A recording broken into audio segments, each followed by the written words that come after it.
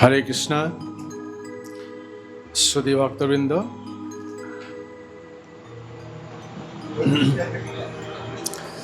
আজকে আমাদের এই সান্ধ্যকালীন অনুষ্ঠান ভগবান ত্রিনাথকে নিয়ে, যার মাধ্যমে আমরা কৃষ্ণনগর এবং ঘূর্ণির সমস্ত ভক্তিবৃক্ষের ভক্তরা একত্রিত হওয়ার সুযোগ পেয়েছি। তো উপস্থিত সমস্ত ভক্তবৃন্দকে আমি আমার সশ্রদ্ধ প্রণতি নিবেদন করছি। হরে কৃষ্ণ। তা আজকে খুব গুরুত্বপূর্ণ একটা বিষয় আমরা আলোচনা করব এখানে, যাকে কেন্দ্র করে আজকে অনুষ্ঠান, সেটা হচ্ছে ভগবান ত্রিনাথ। এই ত্রিনাথ কে, এটা প্রশ্ন অনেকের আছে, অথবা অনেকেই বুঝেনি না যে এই ত্রিনাথ কে, ইনাদের সঙ্গে আমাদের কি সম্পর্ক। তো জানবেন, যেখানে কোনো দেব দেবী আছেন, ভগবানের কোনো বিগ্রহ মূর্তি আছে, তার মানে জানবেন যেটা আমাদের মনুষ্য জীবনের সঙ্গে সম্পর্কিত আছে। শ্রী চৈতন্য মহাপ্রভু তিনি ভগবানের অবতার সম্বন্ধে বলেছেন যে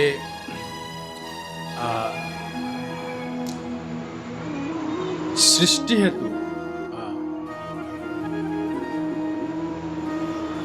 হেতু যিনি এই জগতে আসেন, প্রপঞ্চে আসেন, আর প্রপঞ্চে আসার পরে তার নাম হয়ে যায় অবতার। সৃষ্টি হেতু অবতরণ করেন এবং তারপরে তিনি বিশেষ কোনো অবতার রূপে পরিচিত হন। তার মানে তিনি এখানে থাকেন না, তিনি আসেন। তাহলে অবতরণ করেন মানে তিনি উপরে থাকেন। ঠিক যেমন আমরা শুনি যে বিমান অবতরণ করবে এতটা সময়, তার মানে বিমানটা উপরে আছে, সেটা নিচে আসবে, ল্যান্ডিং করবে। ঠিক সেরকম অবতার যখন বলবো, তখন নিশ্চয় তিনি উপরে আছেন, তিনি এখন আসবেন, তার কার্যকলাপ করবেন, তারপর তিনি আবার চলে যাবেন। অতএব এই সমস্ত অবতারদের প্রত্যেকের একটি নিজস্ব গ্রহলোক রয়েছে, বা তাদের নিত্য অবস্থান আছে বৈকুণ্ঠে। তো পরমেশ্বর ভগবান শ্রীকৃষ্ণ তিনি হচ্ছেন আদি পুরুষ, সর্বকারণের কারণ। এটা আপনারা সকলেই জানেন, আশা করি। ঈশ্বরঃ পরম কৃষ্ণ সচ্চিদানন্দ বিগ্রহ অনাদির আদি গোবিন্দ সর্বকারণ কারণ। তো এই পরমেশ্বর ভগবান যখন জড়জগৎ সৃষ্টি করেন, তখন এই জগতের পরিচালন ব্যবস্থা, এই জগতের স্থায়িত্বকাল এবং অবশেষে এই জগতে পুনরায় বিলোপ সাধন, অর্থাৎ সৃষ্টি, স্থিতি, প্রলয়, এই তিনটির ব্যবস্থা ভগবানকে চিন্তা করতে। তাই ভগবান এই জগতে আসার সময় তিনি একটা ডিজাইন তৈরি করেন যে আমাকে কি ভাবে সেখানে যেতে হবে। তার ফলে কোটি কোটি বছর ধরে এই জগতের স্থায়িত্ব এবং জগতের পালন পোষণ এবং অবশেষে জগতের বিলোপ সাধন সম্ভব। যদিও সবকিছুই ভগবান শ্রীকৃষ্ণ থেকে হয়, তবুও তিনি হাতে নাতে কিচ্ছু করেন। নতস্য কার্যং করণং চ বিদ্যতে নতস্য সম অভ্যধিকশ্চ শ্রূয়তে। তো পরমেশ্বর ভগবানের নির্দিষ্ট কোনো কাজ নেই এবং তার সমান কেউ নেই, অর্থাৎ তিনি হচ্ছেন সর্ব উপরি পরম ঈশ্বর। তো এই জগৎ যখন সৃষ্টি হয়, তখন ভগবান 6 প্রকারের অবতার ধারণ করেন। 6 প্রকারের অবতার ধারণ করেন। এই 6 প্রকারের অবতার, প্রথম হচ্ছে এই জগতের সৃষ্টি হেতু 3টি অবতারে তাকে প্রকাশিত হতে হয়। তাহলে অরিজিনাল পরমেশ্বর ভগবান শ্রীকৃষ্ণ তিনি প্রথমে নিজেকে বলরাম রূপে আর একটা রূপে প্রকাশ করেন, তাই বলরামের অস্তিত্ব আমরা দেখতে পাই। আর এই বলরামেরই প্রকাশ হচ্ছে চিন্ময় জগতে, দ্বারকায়, অযোধ্যায় এবং বৈকুণ্ঠে। তাকে বলে চতুর্গ্রহ: বাসুদেব, সংকর্ষণ, অনিরুদ্ধ, প্রদ্যুম্ন। এইগুলি আস্তে আস্তে অবশেষে বৈকুণ্ঠে যিনি নারায়ণ, তার থেকে এই জগতের পুরুষ অবতারের প্রকাশ হয়। সেই পুরুষ অবতার, প্রথম পুরুষ অবতারের নাম হচ্ছে কারণ উদকশায়ী বিষ্ণু। অর্থাৎ এই যে জগতের অনন্ত কোটি ব্রহ্মাণ্ড শব্দটি আমরা পাই, সেই কারণদকশায়ী বিষ্ণুর শরীর থেকে, প্রতি রোমকূপ থেকে তার নিঃশ্বাস প্রশ্বাসের মাধ্যমে ছোট বড় বিভিন্ন প্রকারের ব্রহ্মাণ্ড ঠিক জলে বুদবুদের মতন ভাসতে থাকে। অল্প সময়ের মধ্যে সেগুলি একটি বড় রূপ ধারণ করে। ঠিক যখন এটা অনেকটা বড় হয়ে যায়, তখন পরমেশ্বর ভগবান যে কারণদকশায়ী বিষ্ণু, যার থেকে ব্রহ্মাণ্ডগুলি প্রকাশ হয়েছে, সম্পূর্ণ ভেতরটা একটা ফুটবলের মতন, সম্পূর্ণ ভেতরটা ফাঁকা, কিন্তু তার মধ্যে জীবের সংস্থান করতে হবে। তাই প্রথমে জল দরকার হচ্ছে জল। তাই পরমেশ্বর ভগবান কারণদকশায়ী বিষ্ণু তিনি নিজেকে এই অতি আরেকটি প্রকাশ রূপে সেই ব্রহ্মাণ্ডের মধ্যে প্রবেশ করেন, তার প্রত্যেকটি গলয়ের মধ্যে প্রবেশ করেন।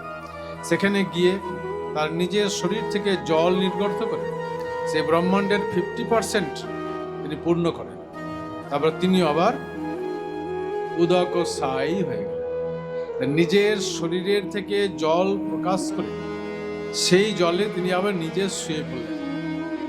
গর্ভ মানে পেট, উদক, তো ঠিক যেন তার পেট থেকে জল বের করলেন। তাই সেই জলে যখন নিজে শয়ন করছেন পুনরায়, তখন তাকে বলা হয় গর্ভ উদকশায়ী বিষ্ণু। প্রথমে ছিল কারণ উদকশায়ী বিষ্ণু। কারণ মানে কজ, সৃষ্টি যেখান থেকে শুরু হয়। আচ্ছা, দ্বিতীয় হচ্ছে তাহলে গর্ভ উদকশায়ী বিষ্ণু। আর তৃতীয়ত হচ্ছে ক্ষীর উদকশায়ী বিষ্ণু। ক্ষীর মানে যে দুধের সমুদ্র, সেই সমুদ্রে যিনি শায়িত থাকেন, এই গর্ভোদকশায়ী বিষ্ণুর আর একটি প্রকাশ। এইভাবে পুরুষ অবতার সৃষ্টি তত্ত্বের সঙ্গে যুক্ত, সেটি হয়ে গেল তিনটি তত্ত্ব: কারণোদকশায়ী, গর্ভোদকশায়ী, ক্ষীরোদকশায়ী। নেক্সট হচ্ছে গুণাবতার। এই সৃষ্টিকে পরিচালনা করতে গেলে গুণের দরকার। সেই গুণগুলি কি? যেমন এই জগতে চালনা করতে গেলে মানুষের গুণের দরকার হয়, ভালো অফিসার, ভালো ক্লার্ক, ভালো বুদ্ধিজীবী, ভালো নেতা ইত্যাদি। ঠিক সেরকম এই জগৎকে মেনটেন করার জন্য ভগবান নিজেকে তিনটি রূপে প্রকাশ করেন। এই গুণ অবতার হচ্ছে তিনজন: সত্যগুণ, রজগুণ, তমগুণ। সত্যগুণের দ্বারা এই জগতের পালন পোষণ হয় ঠান্ডা মাথায়, আর রজগুণের দ্বারা এই জগতের সৃষ্টি হয়। রজগুণ না থাকলে সৃষ্টি হবে না। আর অবশেষে কোটি কোটি কোটি বছর পর যখন এই জগতের কাজ শেষ হয়ে যাবে, পূর্ণ হয়ে যাবে, তখন এই জগৎটাকে পুনরায় ভেঙে ফেলার জন্য শিব রূপে তমগুণী তারা। তাহলে প্রথম হচ্ছে সৃষ্টি। সৃষ্টিতে প্রয়োজন, তার সৃষ্টির যিনি দেবতা তিনি হচ্ছেন ব্রহ্মা। আর পালনের জন্য যিনি নিজেকে প্রকাশ করেন তিনি হচ্ছেন বিষ্ণু। আর যিনি ধ্বংস করার জন্য থাকেন তিনি হচ্ছেন ভগবান শিব। আর সেই ত্রিনাথ হচ্ছেন এই পরমেশ্বর ভগবান, যাকে আজকে আমরা পুজো করতে এসেছি, শ্রবণ কীর্তন করতে এসেছি। হরি বল। এই ত্রিনাথ সৃষ্টিতে এই তিনজনের মহিমা সব জায়গায় আমরা শুনতে পাই। তাই এই জগতের সৃষ্টি, স্থিতি এবং পালনের জন্য যেহেতু ইনারাই মুখ্যভাবে ভূমিকা পালন করেন, সেই জন্য ইনাদেরকে এই জগতের তিনজন নাথ মানে প্রভু হিসাবে গণ্য করা হয়েছে। তাই আমরা দেখতে পাই যে শিবের মন্দিরে খুব ভিড়, আর বিষ্ণু মন্দিরেও খুব ভিড়। আর দুর্ভাগ্যজনক হচ্ছে ব্রহ্মার কোনো মন্দির নাই, মাত্র একটি মন্দির আছে। কেন জানেন? ব্রহ্মার মানসপুত্র নারদ যখন মন থেকে প্রকাশিত হলো, ব্রহ্মার মন থেকে, প্রথমে তো ব্রহ্মার 4 পুত্র ছিল, চতুষ্ষণ, সনক, সনন্দ, সনাতন, সনত কুমার। এই 4 সন্তান প্রথমে মন থেকে উৎপন্ন হয়েছে। তো তাদেরকে ব্রহ্মা বললেন যে তোমরা আমাকে এই জগৎ সৃষ্টিতে, সংসারে প্রবেশ করে প্রজাবৃদ্ধিতে সহায়তা। তো ওনারা বললেন যে সরি পিতা, আমরা আপনাকে ওইভাবে সাহায্য করতে পারবো না, আমরা সংসারে প্রবেশ করতে চাই না, সংসারে প্রবেশ করলে আমরা বন্ধনে জড়িয়ে পড়ব। সেই জন্য ওনাদেরকে ভগবান ব্রহ্মা সন্তুষ্ট হতে পারেন, রেগে গিয়েছিলেন।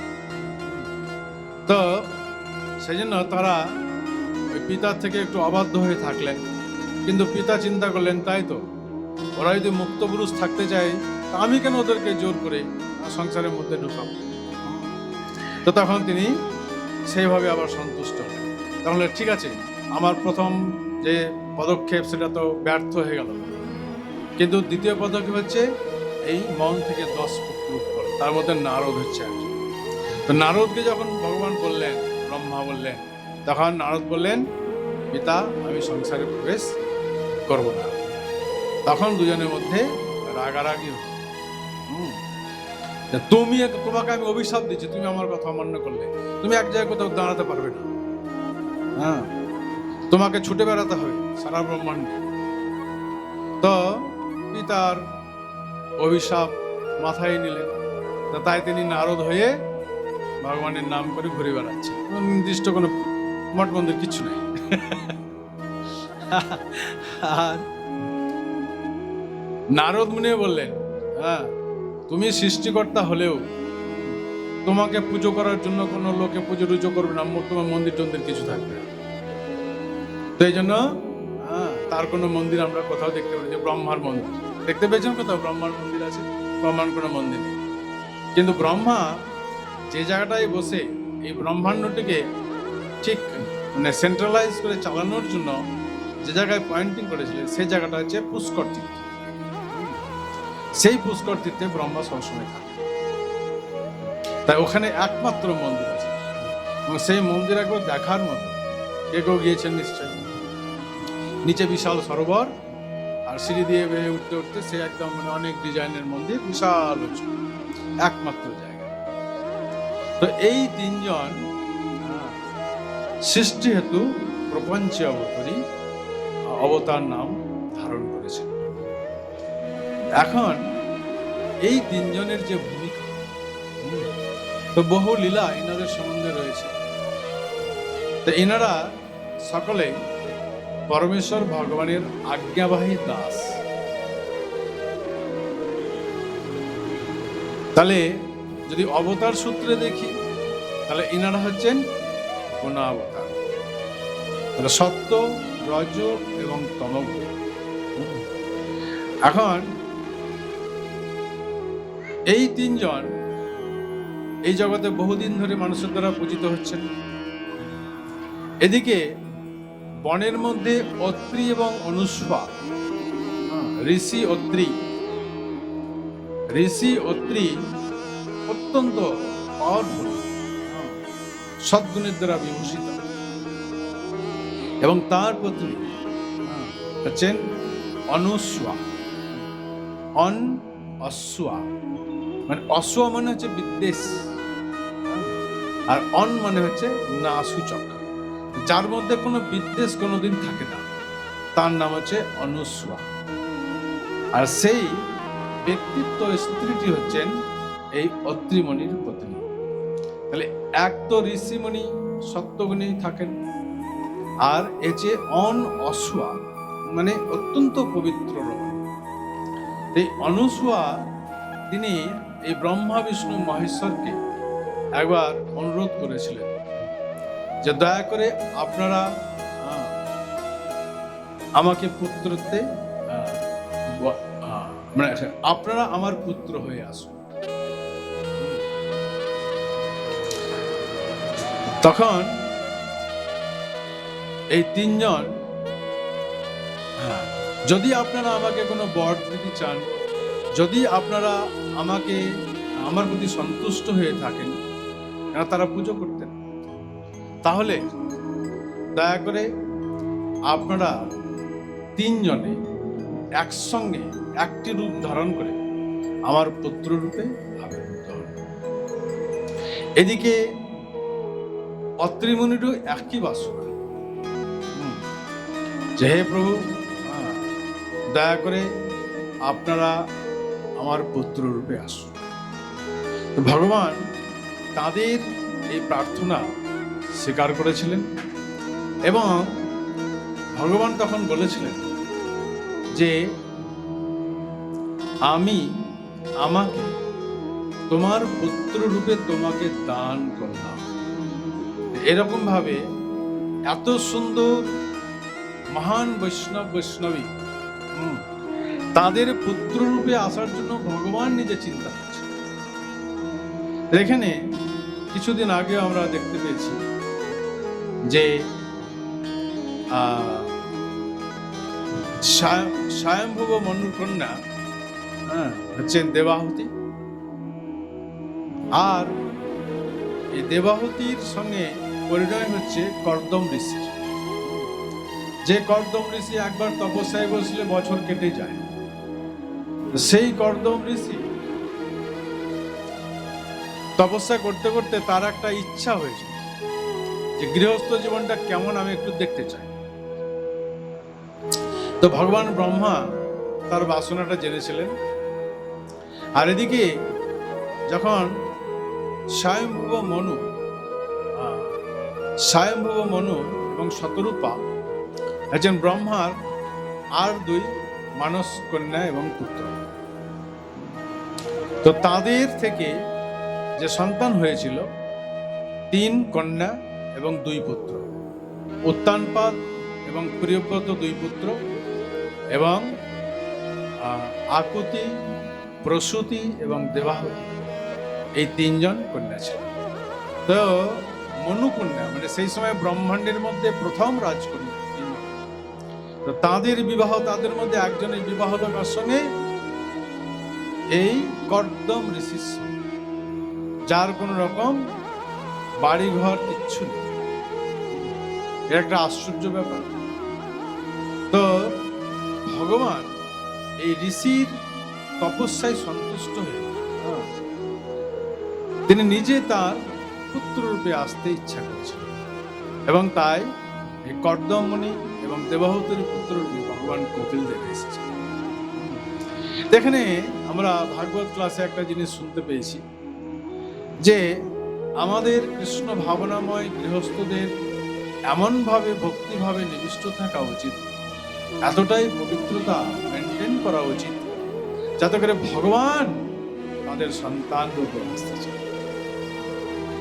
কমসে কম কোন বিশেষ বৈষ্ণব, মহাত্মা বৈষ্ণব, আচার্য বৈষ্ণব যেন তাদের সন্তান রূপে আসতে পারে। এই জন্য কৃষ্ণ ভাবনাময় গৃহস্থ সন্তান প্রাপ্তি কামনায় গৃহস্থগণ অর্থাৎ প্রভু এবং মাতাজি বিবাহিত দম্পতি তারা সেইভাবে তাদের শুদ্ধতার সহিত তারা সাধন ভজন করবেন, যাতে করে উৎপাটন সন্তান না হয়ে কৃষ্ণ ভক্তিময় সংসারে আসেন এবং জগতে কৃষ্ণ ভক্তি প্রচার করে জগতের প্রভূত কল্যাণ সাধন করতে পারে। এটা অসম্ভব কিছু নয়। এখনো ভগবান আসতে পারেন, এখনো মহান মহান পূর্বকল্পের ঋষিমণি অথবা মহান ভগবত ভক্ত যিনি এখনো মুক্তি লাভ করতে পারেননি, তারা এখনো আসতে পারে, উপযুক্ত গর্ভ চায়। এটা একটা গুরুত্বপূর্ণ বিষয়। তো এই যে পরমেশ্বর ভগবান নিজেকে বলেছিলেন অত্রি মুনিকে যে আমি আমাকে তোমার সন্তান রূপে দান করলাম, এই যে দত্তা, দান থেকে দত্তা, আত্রেয় ব্রহ্মা বিষ্ণু মহেশ্বর একই সঙ্গে এক শরীরে এসেছিলেন, তাই নাম হয়ে গেল দত্তাত্রেয়। এই ভগবানের নাম হচ্ছে দত্তাত্রেয়।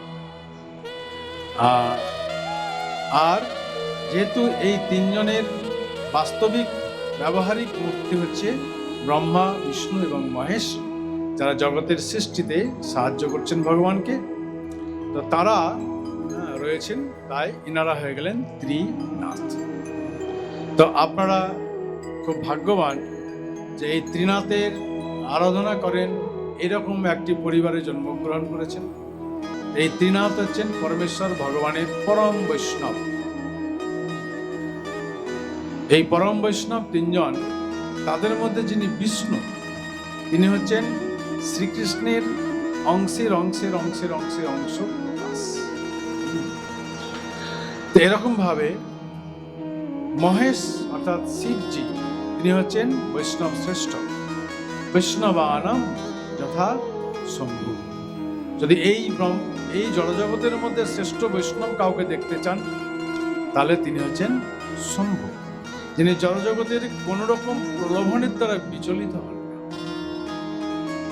তাই শিবকে কুমার সম্ভব যে কাব্য, সেখানে ধীর শব্দের দ্বারা আখ্যায়িত করা আছে।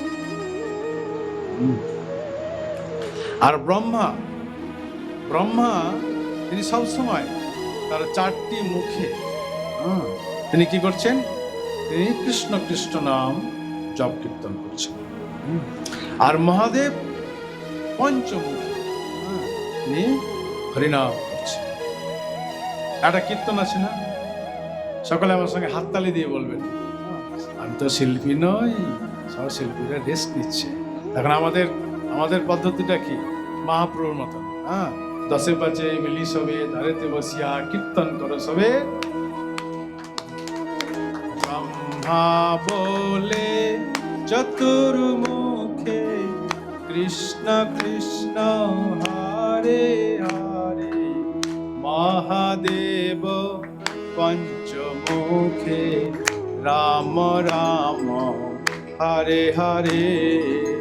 ব্রহ্মা বলে চতুর্মুখে কৃষ্ণ কৃষ্ণ হরে হরে, মহাদেব পঞ্চমুখে রাম রাম হরে হরে।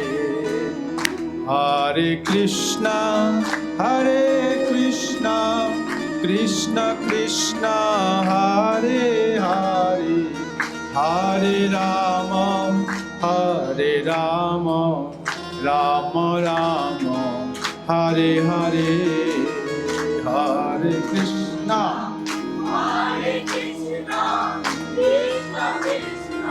হাতে তালি, হরে রাম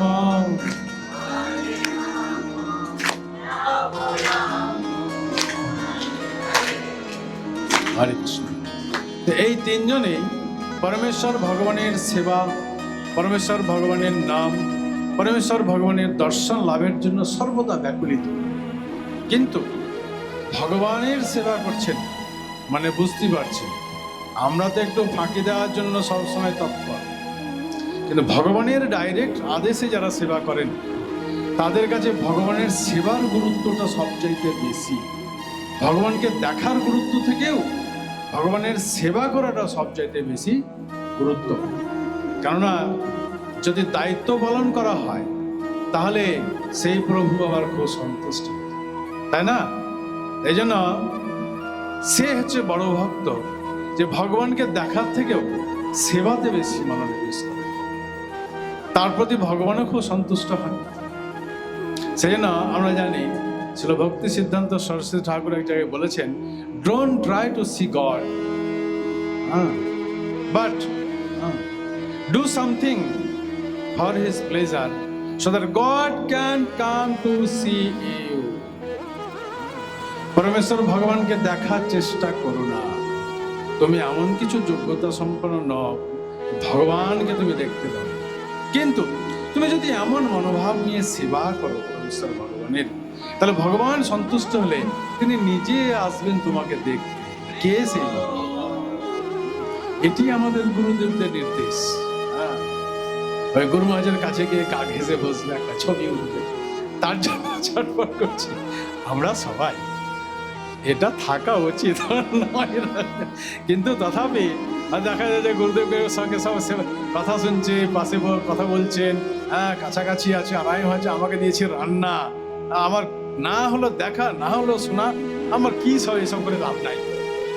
না, গুরুদেব যখন দেখবেন শুনবেন যে 5,000 ভক্ত, 1,000 ভক্ত বা 500 ভক্ত প্রসাদ পেয়েছেন, হ্যাঁ, আর প্রসাদ খুব সুন্দর হয়েছে, তখন গুরুদেব কি বলে, এই কে রান্না করলেন?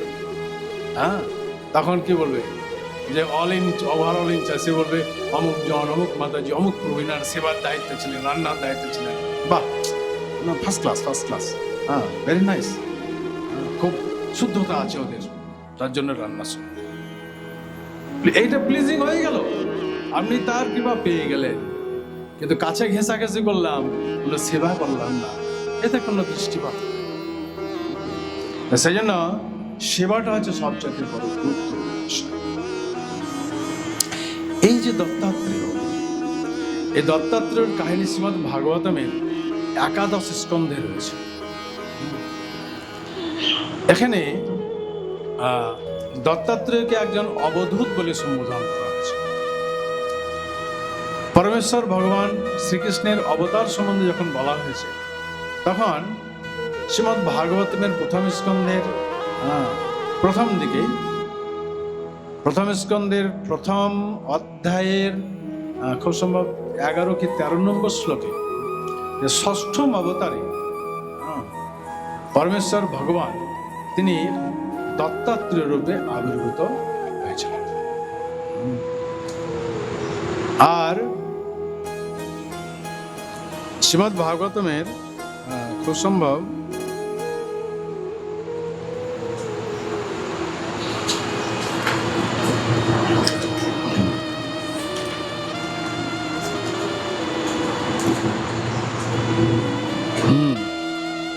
দ্বিতীয় স্কন্ধের সপ্তম অধ্যায় 4 নম্বর শ্লোকে মহর্ষি অত্রির সন্তান কামনা করে ভগবানের আরাধনা করেছিলেন, তাই ভগবান তাকে প্রতিশ্রুতি দিয়েছিলেন, আমি তোমাকে তোমার পুত্র রূপে দান করলাম।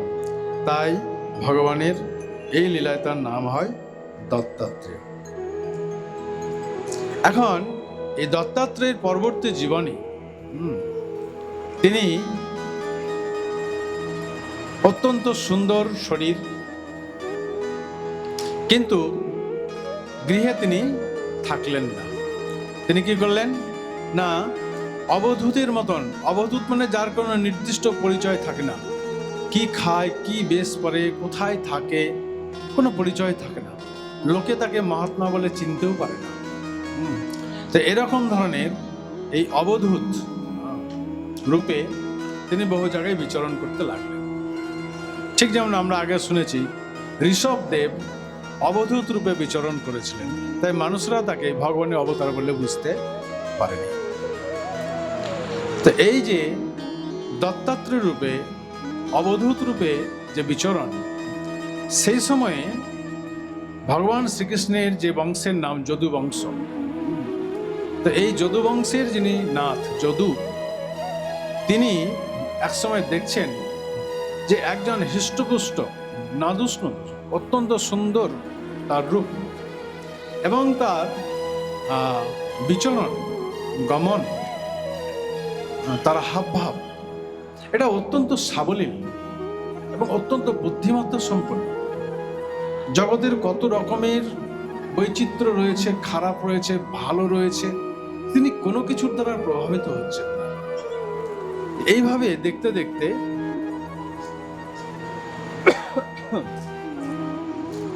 একদিনকে মহারাজ যদু সেই অবধূতের কাছে গিয়ে তাকে জিজ্ঞাসা করলেন,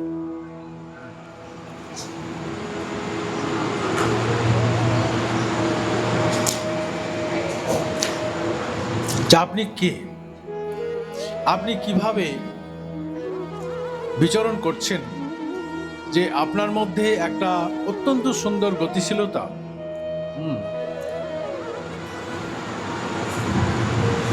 তো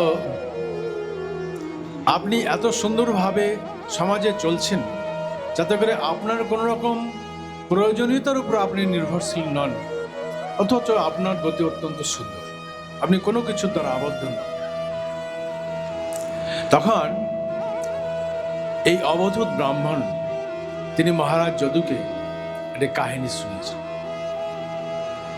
না তার নিজের কথা বলেছিলেন, এবং সেটি ভগবান শ্রীকৃষ্ণ উদ্ধবকে উপদেশ প্রদানের সময় এটি শুনিয়েছিলেন যে আমি তোমাকে একটি অবধূতের কথা শোনাব। এই কথাটি বলতে গিয়ে পরমেশ্বর ভগবান শ্রীকৃষ্ণ আমাদের বদ্ধ দশার কথা তিনি তুলে নিয়ে এসেছেন, এবং কি করে তার থেকে আমরা মুক্ত হয়ে পুনরায় আমাদের প্রকৃত আলয় ভগবানের ধামে ফিরে যেতে পারব, সেই দিক দর্শন করিয়েছে। এই কথাটি বলতে গিয়ে পরমেশ্বর ভগবান একটি কবুতরের গল্প বলেছে উদ্ধবকে। কবুতর, একটা কপত বা কপতি বা কবুতর একটি স্ত্রী কবুতরের সঙ্গে যখন থাকতে লাগলো, ক্রমে ক্রমে তাদের মধ্যে প্রীতির সম্পর্ক তৈরি হলো, তারপরে তাদের সন্তান সন্ততি হলো। তখন তারা এই সন্তানের মুখ চেয়ে এক বিরাট দায়িত্ববোধ অনুভব করলো। তখন গৃহে সন্তানদেরকে রেখে তারা উঠতে উঠতে খাবার নিয়ে আসতে গেল। এভাবে একদিনকে দিন চলতে চলতে দেখলো যে ফিরে এসে দেখলো যে কোনো একটা ব্যক্তি একটা জাল বিছিয়ে দিয়ে সেই বাচ্চাগুলোকে অলরেডি টেক আপ করে নিয়েছে। তখন এই দুজন এসে চেঁচাতে লাগলো, কে এরকমভাবে আমাদের বাচ্চাগুলোকে এরকমভাবে আবৃত করে দিল। কিন্তু ধীরে ধীরে দেখা গেল যে মা কবুতরটা সেই জালের ভিতর দিয়ে বাচ্চাদেরকে সংরক্ষণের জন্য চলে গেল ভেতরে। আর এই পুরুষ কবুতরটা সে আরো হাই হতাশ করতে লাগলো, এবং অবশেষে সে ভাবলো যে আমার স্ত্রী চলে গেল, আমার পুত্র চলে গেল, আমার সুখের আর কি আস্পদ থাকলো, আমারই বা বেঁচে থেকে লাভ কি, এই বলে একদম মাথা একদম বিভ্রান্ত হয়ে গেল তার। এবং অবশেষে আমিও না হয় সেই জালেই পড়েই মরবো বলে নিজে ওই জালেই পড়ে গেল। আর এই যে অপেক্ষা করছিল যে সেই শিকারীটা, বলে সবগুলো এসে গিয়েছে, এবার জাল গুটা, ব্যাস সবগুলোকে নিয়ে চলে গেল।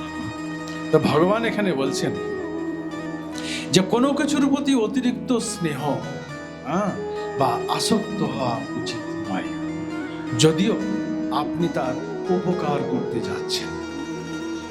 এটা বিরাট একটা পয়েন্ট।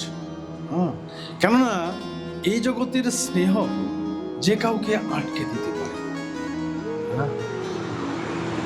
ইভেন শিশুর আদো আদো বলিতে বাবা মা যেভাবে আকৃষ্ট হয়ে সবকিছু দায়িত্বপূর্ণ সবকিছু ভুলে যায়, তো সেক্ষেত্রে তারা কি হয়, সাধন ভজন পর্যন্ত শিথিল হয়ে যায়। ঠিক যেমন হরিণ শিশুর প্রতি মহারাজ ভরতের হয়েছে, এভাবে জীবনের লক্ষ্য থেকে তারা ভ্রষ্ট হয়েছে। এরকম ভাবে সেই অবধূত ব্রাহ্মণ তিনি মহারাজ যদুকে বর্ণনা করলেন যে আসলে আমি কেন সচ্ছলভাবে বিচরণ করতে পারছি, তার কারণ হচ্ছে যে আমি এই প্রকৃতি থেকে 24 জনকে গুরুরূপে স্বীকার করেছিলাম, এবং তাদের প্রত্যেকের কাছ থেকে আমি অনাসক্ত হওয়ার, এড়িয়ে চলার, জগতের বন্ধনকে এড়িয়ে চলার শিক্ষা আমি লাভ করছি। এর মধ্যে কি কি রয়েছে সেটি শ্রীমদ্ ভাগবতে সুন্দরভাবে উল্লেখ রয়েছে। হে মহারাজ, আমি 24 জন গুরুর আশ্রয় গ্রহণ করেছি। তারা হলেন পৃথিবী, বাতাস, আকাশ, জল, আগুন, চন্দ্র, সূর্য, পায়রা, অজগর সাপ, সমুদ্র, পতঙ্গ, মৌমাছি, হাতি এবং মধুচর, হরিণ, মাছ, পিঙ্গলা বেশ্যা, কুরর পাখি এবং শিশু এবং বালিকা, তীরন্দাজ অর্থাৎ শিকারী, সাপ, মাকড়সা এবং ভ্রমর। এতজনকে তিনি গুরুরূপে বর্ণন করে প্রত্যেকের কাছ থেকে কিভাবে জগতের প্রতি অনাসক্ত থাকতে হয় এবং কর্তব্য কর্ম করে সেখান থেকে ফিরে আসতে হয়, এই শিক্ষা আমি লাভ করেছি। তো এরকম ভাবে বলতে বলতে অবশেষে একটি সেই বর্ণারী অর্থাৎ বেশ্যানারীর কথা বিশেষভাবে উল্লেখ করেছেন, যে কি করে আমরা জগৎ থেকে তাহলে মুক্ত হব। যদি আসক্ত হয়ে যায় তাহলে তো বন্ধন, তাহলে মুক্ত হওয়ার উপায় কি? মুক্ত হওয়ার উপায়টা হচ্ছে যে এক রমণী পতিতা, সে কি করছে না, প্রতিদিন রাত্রে সন্ধ্যায় তার দরজার সামনে নিজেকে সাজিয়ে গুছিয়ে রাখছে, যাতে করে রাস্তার কোনো খরিদ্দার এসে তাকে শরীর ভোগ করে অর্থ দেয়, তার সংসার চলে। কিন্তু দেখা যাচ্ছে যে তিনি সেজেগুজে থাকলেন ঠিকই, কোনো লোকই তার কাছে আর আসছে না। সে একটা লোক দেখে ভাবছে নিশ্চয় এই পুরুষ লোকটা আমার প্রতি আকৃষ্ট হবে, আমাকে সম্ভোগ করে আমাকে পয়সা দেবে, আমার সংসার চলে। কিন্তু এক দুই করতে করতে করতে করতে সবাই চলে গেল। তখন তিনি ভাবলেন, না, এইভাবে আসক্ত হয়ে লাভ নেই, আশা করে লাভ নেই, বেটার হচ্ছে আমি নিরাশ হয়ে যাই, এটাই ভালো, আমি অনাসক্ত থাকি, সেটাই ভালো। এভাবে তিনি অনাসক্ত হওয়ার দৃঢ়তা লাভ করলেন। তখন তিনি বুঝতে পারলেন যে হ্যাঁ, পার্থিব বস্তুর প্রতি, অনিত্য দেহ সুখের প্রতি লালায়িত হয়ে আসক্ত হয়ে কোনো লাভ নেই, এ সবই হচ্ছে ক্ষণভঙ্গ। পক্ষান্তরে সেই পরমেশ্বর ভগবান পরমাত্মা যিনি আমাদের হৃদয়ে সবসময় আমাদের সুখ দেওয়ার জন্য রয়েছেন, আমাদের প্রকৃত হিতাকাঙ্ক্ষী, আমি তাকে ভুলে এই অনিত্য বস্তু, অনিত্য ব্যক্তির প্রতি আসক্ত হয়েছি, এটা আমার সবচাইতে ভুল। তাই আমি কি করব এখন? সেই পরমেশ্বর ভগবান শ্রীকৃষ্ণ বা পরমাত্মার প্রতি আমি আসক্ত হব, যিনি প্রতি জন্মে আমার সঙ্গে থাকবেন এবং আমাকে সবসময় দিগদর্শন করাবেন। তাই তিনি সিদ্ধান্ত করলেন যে আশাহি পরমং দুঃখম নৈরাশ্যই পরম সুখম। এই সিদ্ধান্তে আমাদেরকে আসতে হবে। এটি হচ্ছে শ্রীমদ্ ভাগবতের শেষের দিকের শিক্ষা, ভক্তদের জন্য এক বিশেষ শিক্ষা, যে আমরা যেন জড়জাগতিক বস্তুর প্রতি অতিরিক্ত লালায়িত না হই, পক্ষান্তরে ভগবানের প্রতি আমরা কর্তব্য কর্মবোধে ভক্তিমূলক কর্ম করে আমরা যেন স্বাভাবিকভাবে এই ভবজগৎ বৈতরণী পার হতে পারি। এটি অবধূতের দ্বারা প্রদত্ত শিক্ষা।